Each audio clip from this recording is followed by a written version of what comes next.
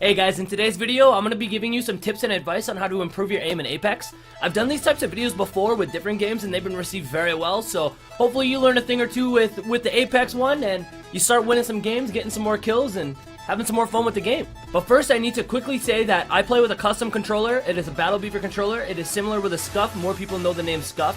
It's similar to a Scuff, but rather than paddles on the back, it's got buttons. So I play with a Battle Beaver controller, so my X and my circle are bound to the back of my controller, so I can jump and crouch while keeping my thumb on the stick. Everything I'm going to say still applies to you, but I feel like I need to add that. Also, I've been playing shooters my entire life. So a lot of these things have translated from game to game to game to game to game. So I've got a lot of practice and time in. So a lot of these things that I'm going to mention in here, you're not going to really get right off rip. You're going to have to put the time in, you're going to have to practice. Some people are naturally better at it than others and will learn way faster, but time is literally everything. So with that said, let's get into the tips. So first and foremost, and probably the most important, is that this game has predictable recoil. Every gun has unique recoil, but you can control the recoil on every weapon. So this is the R301, for example. Me just shooting R2, not touching the right stick, you can see the recoil pattern that I have. Now if I control it by touching down on the right stick just a tiny little bit as I shoot, I can predict that recoil, I can control it. So you can see how the bullet pattern is way more tight right there, right? When I'm controlling it, rather than on the left when I'm just holding R2 and shooting at an enemy. So I'm going to do it one more time. All you need to do is just hold down just a tiny little bit. That sounds really simple, but it's actually really difficult and it's hard to get used to. If you want to learn how to do this really well, I do suggest going into the training arena and just practicing with the R301, because the R301 has the least amount of recoil, as far as I can tell, out of any full auto AR in this game. So if you want to practice and get used to it, use the R301. But now I'm going to show you the R99, and as you can see, the R99 has a lot of recoil. If any of you guys have used the R99, you know what I'm talking about. It's got a lot of recoil. So on the left, that's just me holding R2, and then on the right there, what I just did, this is me controlling it.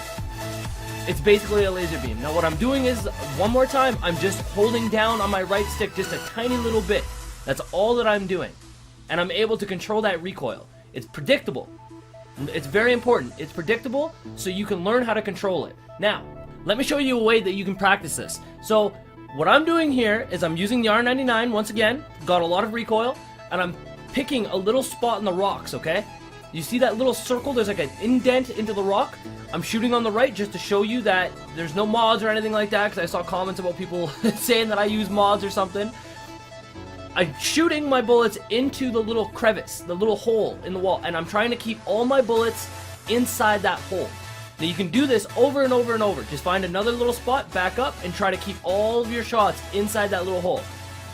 Trust me, it sounds very simple, but this is actually really difficult to get used to, because when you hold down, when you're trying to correct your aim, you're trying to control the recoil, sometimes you're going to aim too much. You're going to go down too much and it's going to mess everything up. Or you're not going to do it enough, or you're going to start moving left to right. Everything is going to start messing up. So you can go into the training arena, just aim for these little crevices in the wall, these tiny little circles, and try to keep all of your bullets inside those holes.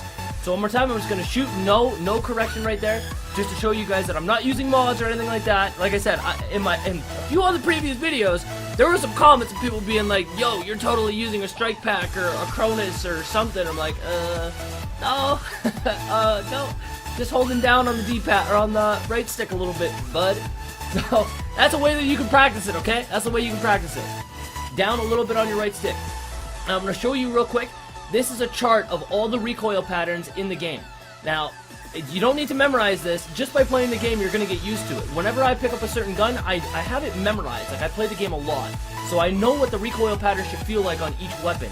And I just accommodate for whatever weapon that I'm using. And soon, after you put in the time, when you practice a lot, you're going to get used to it as well, and you'll be able to do the exact same thing. So that's great and all. That's how you control the recoil patterns. But lots of weapons, you don't have to really worry about that. I'm talking about the wingman. I'm talking about the longbow. I'm talking about the peacekeeper. Guns that have, you shoot once, you shoot again, right? You don't have to control the recoil on it.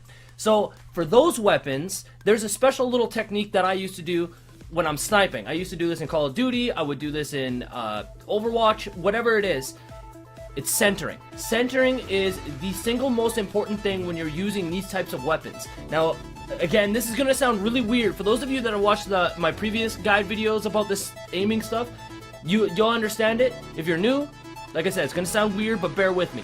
When I'm aiming with these types of weapons, I'm not focusing on my crosshair and trying to bring my crosshair to the enemy. I'm trying to bring my enemy to my crosshair.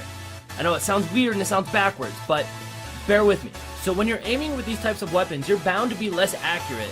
It's just a fact. We're all playing on console. No matter how good you are, you're aiming with a joystick. Even myself, you know, like I'm missing shots as well. It's just how it is. So the way that I do it is I focus on bringing my enemy to the center before I even aim in. So this clip, for example, right here, I scope in only when the enemy is centered. That's the only time that I do it.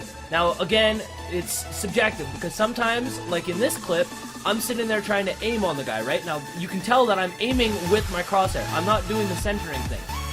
Now, watch after I kill this guy right here. This is the centering coming in right here. So I jump up, I see where he is, I just get him center. It's like I'm not aiming with the crosshair. I'm just getting the enemy center and then I'm shooting. It's hard to explain. I know it sounds kind of silly, but you can see right there, it's the same thing. I'm not aiming with my crosshair. I'm bringing the enemy center and then I'm shooting. So I'm gonna go into the training arena. I'll give you a good example. So obviously this is gonna be a very simple version of what I'm trying to explain, but picture this moving target as an enemy in the middle of a game, okay? Now, what I'm doing here is I'm sitting here and I'm tracking the enemy, and you're relying on your aim as a console player, and you're going to be less accurate. It's just, like I said, it's a fact. You're playing with a joystick, you're going to be less accurate. So what I do is rather than aiming, I put my crosshair center, and I wait for the target to go center of my screen, and then I shoot. So rather than aiming with your right stick, you're letting the enemy move center. Now, of course, it's going to be a lot more difficult to do in the middle of a game because enemies are going to be unpredictable. They're going to be moving around in different ways. But if you're able to incorporate this into aiming, of course, it's going to be a mixture of both. When when it's all said and done, it's going to be a mixture of both. But if you can get used to letting your target go center rather than trying to aim, incorporate the both together, you're going to see way better results. Way better results. Same thing applies to the longbow. Same exact thing. Rather than aiming and tracking the enemy, I'm sitting there and I'm trying to wait for the enemy to go center and then I'm shooting. Exact same thing. Don't mind the weird little flicky thing that I do. I don't know why I do that in every game that I play when I'm sniping. This is something I do when I'm sniping, okay? I like doing that when I'm sniping. It just looks really flashier. I don't know. Maybe it's just like a subliminal thing in my head. For some reason, I flick it around like that. You don't need to do that. It's just kind of something I do for some reason. But point is, you want to wait for your target to go to your crosshair. Okay? Now, once again, I need to say this. That's not going to work in every single situation. Everything is going to be different. But if you're able to get used to it, and if you can incorporate that technique into your normal aiming techniques and do like a good mixture of both, then you're going to be able to do way more. Way more. You're going to be much more accurate. You're going to get way more kills. Everything is going to be better. To wrap things up, I want to touch on sensitivity because sensitivity is very, very important. I get asked a lot on stream. I get asked all over the place in the comments. My sensitivity is 6'6", but my sensitivity is something that I'm comfortable with. It's something that I've played with. You know, I've always played on a really high sensitivity in every game that I've played, a lot higher than most. If you find yourself missing shots, you are not consistent, you are not doing as well as you think you should be, turn your sensitivity down. There's no shame in playing on a low sensitivity. I encourage it. As a matter of fact, I encourage playing on a lower sensitivity. The lower your sensitivity is, the more consistent you're going to be, right? And again, you gotta be comfortable with playing on a higher sensitivity. It's not for everybody, and if you want to start turning it up, I recommend turning it up in small increments. Just one notch at a time, slowly turning it up, and as you get used to it, then you can start playing, more and more and more. But that, again, that's only for some people. Some people are used to a high sensitivity. Everybody's different. Everybody's different. Just find something that is comfortable for you, but I encourage you to stay on a lower sensitivity and start working your way up, okay? So with all that said, it's really hard to give like a specific guide and just tell you, here's all the magic secrets. It all comes down to practice. You can take these tips that I gave you in this video, practice with it, learn, play the game, have fun. Have fun playing the game.